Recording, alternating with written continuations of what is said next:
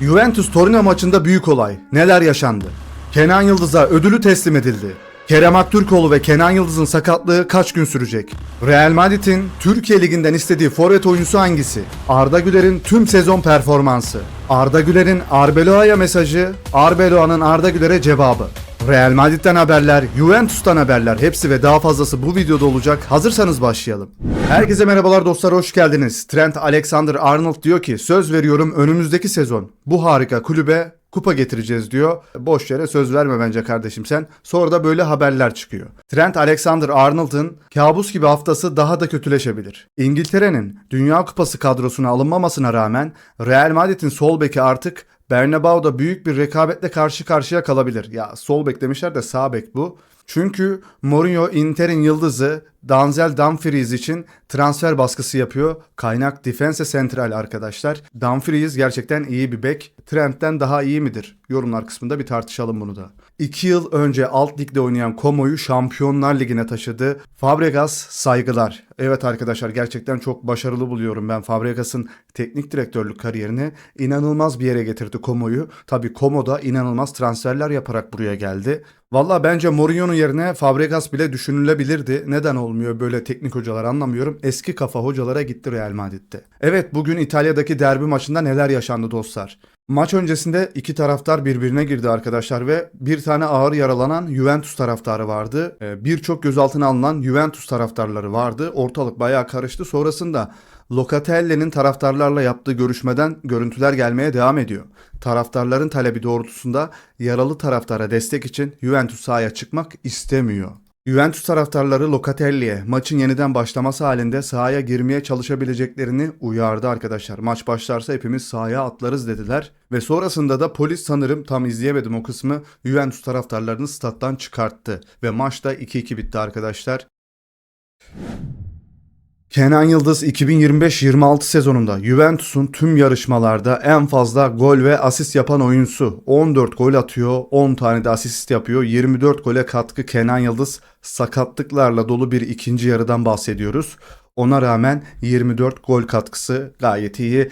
Sakatlanmasaydı bunu 30-35 gol katkısına falan da çıkarırdı Kenan, ona güveniyorduk. Ama sakatlıklar bir türlü peşini bırakmadı dostlar. Ve Juventus paylaşıyor. Sezonun yükselen yıldızı Kenan Yıldız ödülünü alıyor arkadaşlar. O soyadı gibi tam bir yıldız arkadaşlar ve kupa onun eline, ödüller onun eline çok yakışıyor. Şampiyonlar Ligi'ne katılmaya hak kazanamayan Juventus ve Milan gelecek sezon Avrupa Ligi'nde yer alacak. İnanılmaz bir değişim dostlar. Hem Juventus hem de Milan artık Avrupa Ligi'nde rekabet edecekler. Bu kadroda olmak istiyor musun? Bu ligde oynamak istiyor musun Kenan Yıldız? Otur bir sorgula. Sizce Kenan Yıldız gelecek sezon yoluna Avrupa Ligi'nde devam edecek? Juventus ile yollar ayrılmalı mı arkadaşlar? Ne dersiniz? Sizce Avrupa Ligi'ne gitti diye de ayrılsın mı? Ama ben bu takımdan bir şey olacağını düşünmüyorum. Kenan Yıldız yedek kulübesindeydi. Bazen endişeli bakıyordu, bazen gülüyordu. Keyfi yerindeydi. Yine o endişeli bakışları burada. Kendisini riske atmadı. Riske de atmasın. Kerem Aktürkoğlu da sakatlandı. Kenan da sakat arkadaşlar. Kenan Yıldız yine sahanın içinde. Komolli ile beraber burada yine öyle zemine bakmaya da geldi tabii ki de. Juventus'ta sakatlanan Kenan Yıldız yaklaşık 2 hafta sahalardan uzak kalacak. Sky Sports yapıyor haberi. 14 Haziran'da Avustralya-Türkiye maçı var arkadaşlar. Ama yedekler arasındaydı bu maçta. Yani bu haberler arasında da biraz kopukluk var arkadaşlar. 2 hafta oynamayacak olsaydı yedek kulübesinde olmazdı bugün, bilmiyorum. Çok da ciddi bir sakatlığı yok. Olmasın da zaten. Kerem Aktürkoğlu'nun sakatlığı nedeniyle Dünya Kupası'nı kaçırma ihtimali yüksek. İbrahim Seten diyormuş. Sakatlığın 4 ila 6 hafta süreceği söyleniliyor. Sonrasında Yağız Sabuncuoğlu açıklama yapıyor. Kerem Aktürkoğlu 7 ila 10 gün sahalardan uzak kalacak. Oyuncunun tedavisi başladı diyor. Kerem de milli takımda olsun arkadaşlar. Forvetimiz yok zaten. Son dakika La Liga sezonun takımı Marka haberi yazıyor arkadaşlar. Arda Güler'i kadroya almıyorlar. Çok garip. Şöyle bir bakalım. Mbappe, Vedat Muriç ve Lamine Yamal forvet üçlüsü. Pedri, Milla, Tchouaméni ve Fermin Lopez.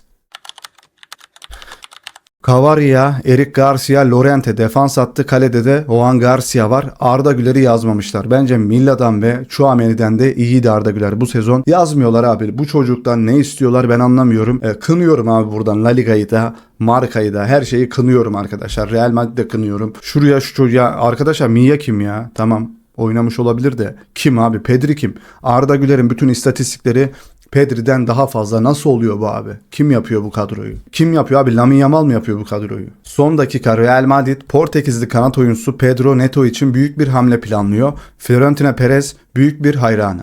Kulüp bu yaz büyük bir teklif düşünmeyi değerlendiriyor. Raporlar anlaşmaya Arda Güler'i dahil etmeye açık olduklarını iddia ediyor. Daha fazlası yakında. Arda Güler ve Neto. Neto için Arda Güler'i mi vereceksiniz? Bu haberin çok gerçekçiliğinin olduğunu düşünmüyorum ama burası Real Madrid, burası İspanya. Baksanız Arda Güler kadroda yok. Mourinho'nun Mbappe için önemli bir hücum rekabeti sağlamak üzere Osimhen'i Real Madrid'e getirmeye hazır olduğu bildiriliyor. Fenerbahçe'deyken de Osimhen'i beğeniyordu arkadaşlar. Hatta bir dönem Fenerbahçe Osimhen'i falan istemişti. Kiralık sözleşmesi bittiğinde Osimhen'in öyle bir dönem olduğunu hatırlıyorum. Osimhen de Real Madrid'e bence yakışır arkadaşlar. Mourinho soyunma odası gerginliklerinin ardından iki orta saha oyuncusu Fede Valverde ve Tchouaméni'nin Real Madrid projesinde birlikte yer almasını istemiyor. İkisinden birisi kalacak istiyor Mourinho. İçerideki olay takım uyumuna dair endişeler uyandırdı. Mourinho bunu son derece önemli buluyor. Tchouaméni pozisyon disiplininin Mourinho'nun taktik tercihlerine ne kadar iyi uyduğu nedeniyle hafif bir avantaja sahip olabilir arkadaşlar. Mourinho Tchouaméni'yi bir adım önde görüyormuş. Bilmiyorum. Arda Güler'in Real Madrid ile bu sezonki performansı 57 maça çıkıyor. 3677 dakika oynuyor. 7 tane gol atıyor. 16 asist yapıyor. 23 gole katkı. 119 tane gol fırsatı üretiyor, yaratıyor arkadaşlar. Yani 119 tane alın da atın demiş ama kaç tanesi olmuş? 16 tanesi gol olmuş arkadaşlar. 119 gol pozisyonu yarattırmış orada ama 16 tanesi asistle sonuçlanmış. Kaçanları görüyorsunuz işte. 27 büyük fırsat yaratıldı. 27 gerçekten hani karşı karşıya mı bırakıyor, ne yapıyor artık? Allah at diyor artık. 27 tane de büyük fırsat üretilmiş arkadaşlar. Pas isabet oranı %90. 3 kez en değerli oyuncu. 2 kez Real Madrid'de ayın oyuncusu seçildi. Bir kez La Liga U23 ayın oyuncusu seçildi. Ortalama reytingi 7.5 arkadaşlar. Tarihi bir sezon ama ne yazık ki kupa yok.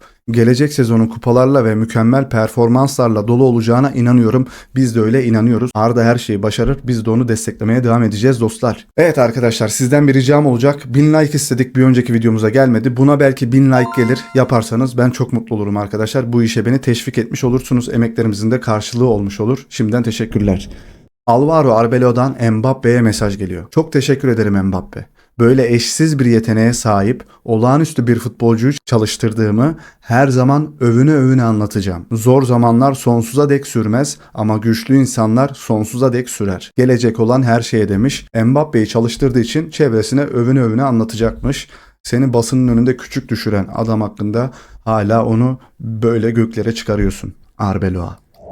Evet, Enzo Fernandez ile ilgili bir haber var. Enzo Fernandez Chelsea taraftarlarına el sallayarak veda etti arkadaşlar. Bir veda mesajı varmış gibi bir el sallama vardı orada. Sanırım ayrılıyor. İsteyen takımlar Manchester City ve Real Madrid.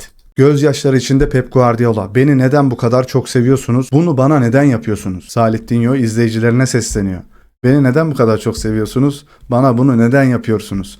Evet, Bernardo Silva da ayrıldı, Muhammed Salah da ayrıldı, Lewandowski de ayrıldı, Carvalho ayrıldı ve Alaba ayrıldı. Herkes gözyaşları içinde takımlarını terk ettiler. Yine bu sezon arkadaşlar terk etmek zorunda kaldılar. Son dakika Jorge Mendes Real Madrid'e geri döndü. Bu yaz kulübe oyuncularından çok sayıda sunacak. Dünyanın en büyük menajeri biliyorsunuz. Her yerle bağlantısı olan, elinin değmediği yer kalmayan bir adam. İnanılmaz bir menajer kendisi. İnanılmaz bir transfer çözen adam. Hatırladığım kadarıyla Luis Figo transferinde bu adam yapmıştı. Çok büyük oyuncular gelebilir Real Madrid'e. Özellikle sol bek Mendes gibi. Brighton İsmail Yüksek transferi için 18 milyon euro bütçe ayırdı arkadaşlar. Brighton, Ferdi Kadıoğlu'nun takımı, sizce İsmail Yüksek orada oynayabilir mi? Ne dersiniz? Yorumlar kısmında konuşalım bunu da. Son dakika. Endrick önümüzdeki sezon Real Madrid'de kalacak. Mourinho ona inanıyor ve kadroda önemli bir oyuncu olacağına inanıyor. Haberi de Fabrizio Romano yapıyor. Mourinho'nun Endrick'e güveni tam. Real Madrid seçimlerinde Florentino Perez'e rakip çıktı. 37 yaşındaki Enrique Riquelme başkanlığa resmen aday oldu. Riquelme, Mourinho'nun imzasının seçim sonrasına bırakılmasını istiyor. Seçimi kim kazanacak bakacağız. Arda Güler Instagram hikayesinde bir şey paylaşıyor. Benim ve takım için yaptığın her şey için teşekkür ederim. Liderliğin ve dürüstlüğün çok şey ifade etti.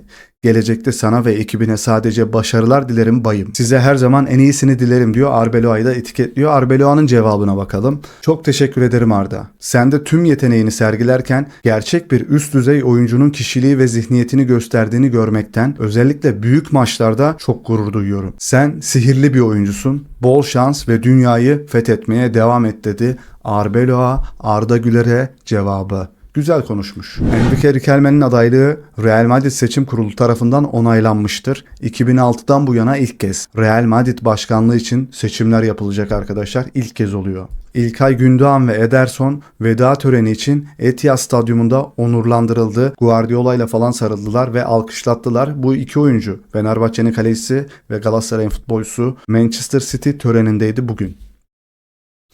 Onaylandı. Real Madrid Asensio için gelen teklifleri dinleyebilir. Fabrizio Romano haberi yaptı. Acun Ilıcalı tamam 300 milyon euroyu aldık da oynayacağımız rakipler 2-3 milyarlık. Futbolun NBA'yi oldu artık Premier Lig diyor. 300 milyon euroya da bence çok güzel kadro kurabilirsin. Orada seneler boyu kalabilirsin iyi bir kadro kurup. Okan Buruk da Hull City ile Premier Lig'e yükselen Acun Ilıcalı'yı FaceTime ile tebrik etti. Ne dersiniz?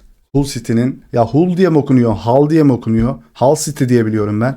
Hull City'nin yeni hocası Okan Buruk olabilir mi? Türkiye'den de ben birkaç oyuncunun Hull City'ye transfer olacağını düşünüyorum. Evet, bugünlük benden haberler bu kadardı dostlar. Eğer video hoşunuza gittiyse like attıktan sonra lütfen hype haklarınızı kullanmayı unutmayın. Bugün pazartesi hype haklarınız yenilendi dostlar. Ve kanalımıza abone olduktan sonra bildirim zilinden tümünü açarsanız çok seviniriz.